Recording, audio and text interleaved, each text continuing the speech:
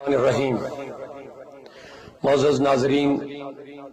السلام علیکم ورحمۃ اللہ تعالی وبرکاتہ۔ کورونا وائرس کی تباہی جو اس وقت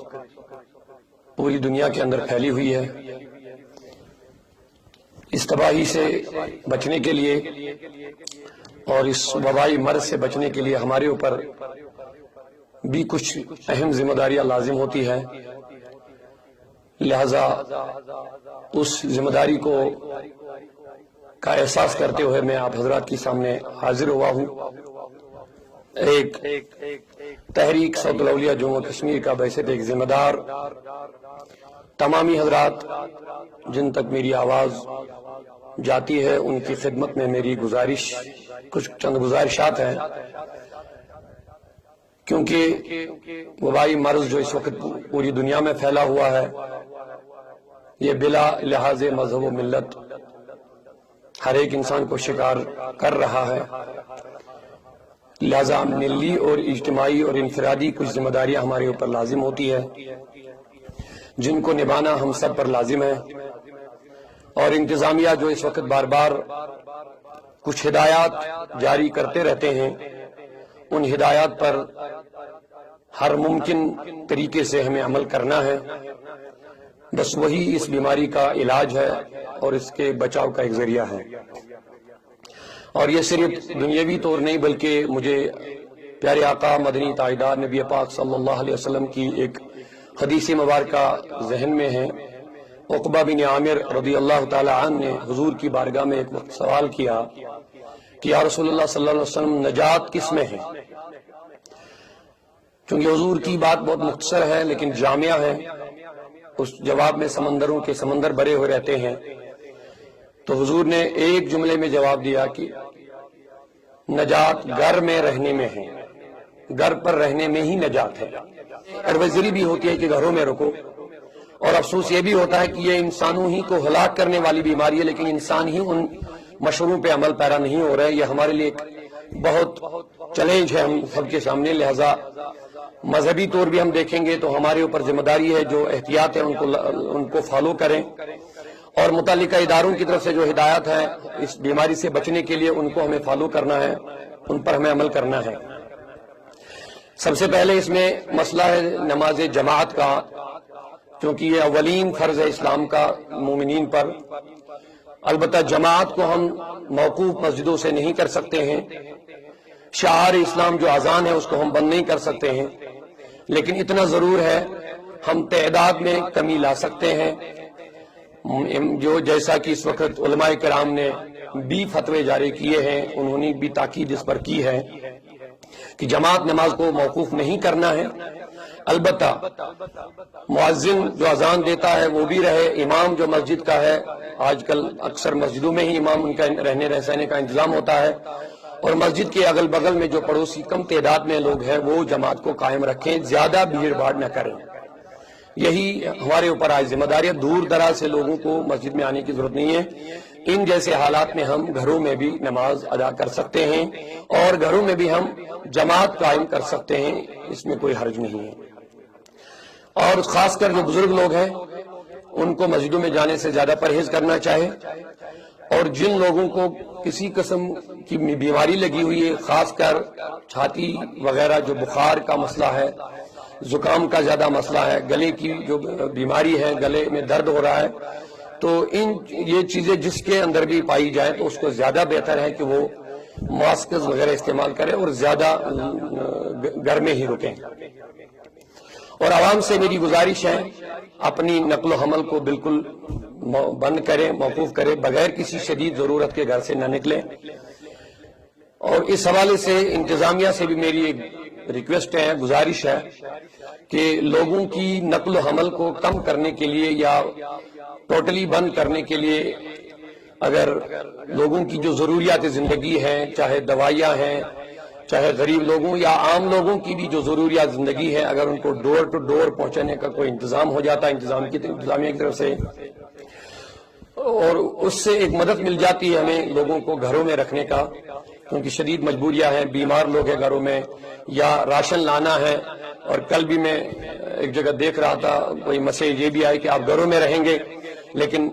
گھروں میں رہ کر کے بھی یہ وائرس آپ تک پہنچ سکتی ہے. اخبار کے ذریعے سے، چیزوں کے ذریعے سے آپ خریداری کرو گے، تو اگر انتظامیہ اس کا اچھا انتظام کرتا کہ گھروں تک ایسی اس طریقے سے چیزیں پہنچ جاتی جو وائرس سے خالی ہو اور جو محفوظ ہو، تاکہ یہ وائرس گھروں میں داخل نہ ہو جائے. اور اس کے علاوہ میری گزارش ہے، تحریک صوت الاولیاء جموں و کشمیر کے ذمہ داراں جو ہیں ان سے میری گزارش ہے، اس کٹھن وقت میں ہمیں غریب لوگوں کا بھرپور خیال رکھنا ہے. مفلوق الحال بہت سارے لوگ ہیں، مزدور لوگ ہیں جو آج کچھ کما نہیں پاتے ہیں، اور ان کے پاس کھانے پینے کی اشیاء جو خوردنی ہے وہ نہیں رہتی ہے. ہماری ذمہ داریاں چونکہ آپ دیکھتے ہیں لاک ڈاؤن ہے پورا، ہم اگرچہ آپس میں مل نہیں پا رہے ہیں، لیکن ہماری جو روابط ہیں آپ سے میڈیا کے ذریعے سے ہیں، سوشل میڈیا ہو یا کسی بھی اس طریقے کے جو ہمارے آلات ذرائع ہیں، تو ہم آپ تک یہ بات پہنچانا چاہتے ہیں کہ ہمارے یونٹیز پوری ویلی میں چلتے ہیں، خاص کر پوری ویلی میں یا JNK میں ہر جگہ ہمارے افراد ہیں. ان سے ہماری گزارش ہے مختصر طریقے سے، زیادہ بھیڑ بھاڑ کے بغیر چند ایک لوگوں کو مقرر کر کے اہل ثروت لوگوں کے پاس جا کر کے ایک مخصوص رقم اس کے لیے جمع کرے اور جو اشیاء خوردنی ہے وہ خرید کر کے ان لوگوں تک پہنچائے جن کو ان چیزوں کی ضرورت ہے. اور ایک اس حوالے سے تحریک صوت الاولیاء کے علماء کرام مفتیان اعظام کے ساتھ مشورہ کر کے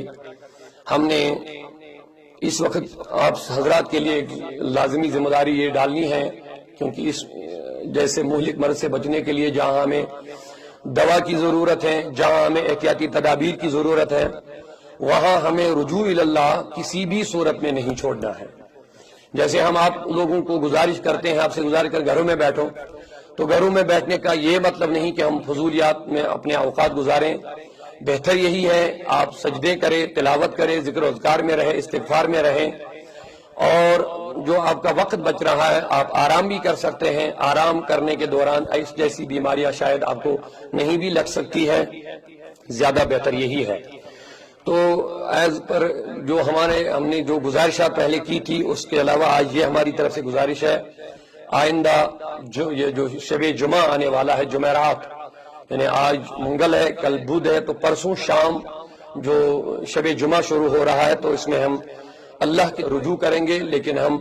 مساجد میں اجتماع نہیں کریں گے یا کسی جگہ بھیڑ بھاڑ جمع نہیں کریں گے. البتہ ہر گھر میں اپنے اہل خانہ جو افراد خانہ ہیں، اس میں بچے ہیں، بوڑھے ہیں، جوان ہیں، مائیں ہیں، بہنیں ہیں، ہمارے جتنے بھی وابستہ لوگ ہیں، ان سے ہماری گزارش ہے من جملہ یا پورے جہاں تک میری آواز جاتی ہے سب سے میری گزارش ہے کہ اپنے گھروں میں یوم استغفار کے طور پر منائیں. تو مغرب نماز ادا کر کے، عشاء ادا کر کے، عشاء نماز کے بعد آپ جو فارغ ہو جائیں گے وطر وغیرہ پڑھ کر کے، تو ہم اجتماعی طور پر جہاں کہیں بھی آپ رہیں گے آپ ان کلمات کو ورد کریں گے جو ہمیں یہاں پہ علماء اور مفتیان اعظام سے مشورہ کر کے یہاں پہ تیار کیا ہے. یوم استغفار کے طور پر شب جمعہ میں آپ لوگ سب سے پہلے عشاء نماز ادا کریں گے. فراغت کے بعد سے پہلے بھی آپ جب عشاء سے فارغ ہو جائیں گے شروع کر سکتے ہیں. تو 2 رکعت نماز توبہ کے طور پر آپ پہلے ادا کریں گے وضو بنا کر کے، رجوع اللہ پوری توجہ کے ساتھ اللہ کی بارگاہ میں گڑ گڑا کر کے اور اپنے گناہوں کو سامنے لا کر کے اللہ کی خدمت میں ندامت کے طور پر، عاجزی کے طور پر حاضر ہو جائیں گے. کیونکہ استغفار آفات و بلیات کو رد کرتا ہے، اللہ تبارک و تعالیٰ کا ذکر ان چیزوں کو رد کرتا ہے. لہذا ہمیں سب سے بڑی امید یہی ہے، اگرچہ دوا اور احتیاطی تدابیر ضرور ہے، لیکن اس سے بڑھ کر بھی بڑی امید یہ ہے کہ اگر ہم استغفار میں رہیں اور استغفار میں ہم سب سے پہلے 2 رکعت توبہ کی نماز ادا کریں گے، اس کے بعد انشاءاللہ یہ نیٹ پر تحریری بھی آئے گا، آپ تک پہنچائیں گے، لیکن میں یہاں پر دہراؤں گا مختصر. اس کے بعد استغفر اللہ 100 مرتبہ پڑھیں گے من جملہ، سب لوگ وضو بنا کر کے گھر کے افراد خانہ ایک جگہ بیٹھ کر کے، اور اس کے بعد درود شریف جو ہم عام مشہور درود مشہور پڑھتے ہیں، اللہم صلی علی سیدنا محمد وعلی آل سیدنا محمد واصحاب سیدنا محمد وبارک وسلم،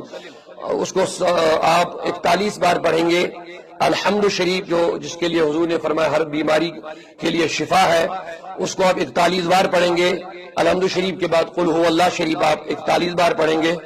اور لا الہ الا انت سبحانک انی کنت من الظالمین۔ حضرت یونس علیہ السلام کو مچھلی کی پیٹ سے انہی کلمات سے نجات ملی ہے، تو اللہ ان کے صدقے طفیل میں ہم سب کو بھی اس وبائی مرض سے نجات دے۔ لا الہ الا انت سبحانک انی کنت من الظالمین آپ 100 مرتبہ پڑھیں گے۔ حسبنا اللہ نعم الوکیل اس کو بھی آپ 100 مرتبہ پڑھیں گے۔ اس کے بعد ایک دعا آپ یاد رکھیں گے، اللہم عافنی فی بدنی، اللہم عافنی فی سمعی، اللہم عافنی فی بصری، لا الہ الا انت، اس کو آپ 11 مرتبہ کم سے کم پڑھیں گے، اور آخر پر ایک مرتبہ پھر درود شریف کے 41 بار پڑھیں گے۔ یہ میری گزارش ہے آپ حضرات سے۔ اس کا ٹائم ہم نے 8:45 بجے 8:45 سے لے کر کے 9:45 تک رہے گا، اور تقریباً 9:30 بجے آپ اسلام ٹی وی پر آئیں گے۔ جن کے پاس چل رہا ہے، جن کے پاس نہیں چل رہا، وہ بھی لائک کر کے اس کے ساتھ جڑ جائیں گے۔ 9:30 بجے اجتماعی دعا ہوگی جہاں پر بھی آپ رہیں گے، اور میں ناچیز آپ حضرات کے سامنے لائے آ جاؤں گا انشاءاللہ عز و جل۔ دعا کے لیے آپ سبھی لوگ آمین کریں گے، ہو سکتا کسی نہ کسی بندے کی آمین دل سے نکلے گی، اور انشاءاللہ ہم اس مصیبت سے آزاد ہو جائیں گے۔ 9:30 بجے آپ دعا کا وقت یاد رکھیں گے، انشاءاللہ اجتماعی طور آپ اسلام ٹی وی پہ لائیو آ جائیں گے۔ آخر پر میری گزارش، چونکہ اس وقت جو باہر سے طلباء یا جو باہر لوگ ہیں فارن یا باہر جو ملک سے باہر لوگ ہیں، آج کل وہ اپنے گھروں کو آتے ہیں، ان کو انتظامیہ ٹیسٹ کر کے یا ان کو راستوں میں روک کر کے آئسولیشن میں احتیاطی تدابیر کے طور پر 14 دن کے لیے رکھتے ہیں۔